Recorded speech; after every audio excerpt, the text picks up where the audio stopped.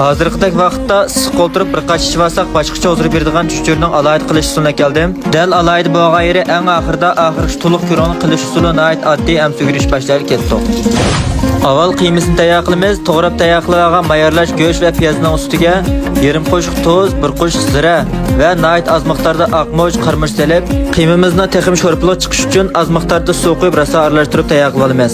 Orqadan bir bosh piyoz va 2 tal cho'qni suratdagidek man mushalasi to'g'rab olgandan keyin orqadan qozonga muvofiq miqdorda suv quyib, so'ngligirak go'shtni muvofiq miqdorda solib, qaynagandan keyin ko'pikchilarni suvitib, oldin to'g'rab tayyor qilib olgan chamg'uni solgandan keyin davomli qaynatib sho'rpisini chiqarib olamiz. Ondan yana bir qozonga al-nurining saf va xushpuroq bo'lgan tunji siqim 1-darajalik qishmayni oz miqdorda qo'yib, may normal holat qizg'anda piyozni solib, birdan qo'rib, buning bir xil mizlikini chiqarib olgandan keyin sho'xini solib, yana davomli uzoq qo'rib, sho'xini to'liq eritib olib, ustiga baya biz qaynatib olgan sho'rpimizni qo'yib, davomli yana qaynatamiz. Endi biz bu vaqtda chuchurni tugalayli.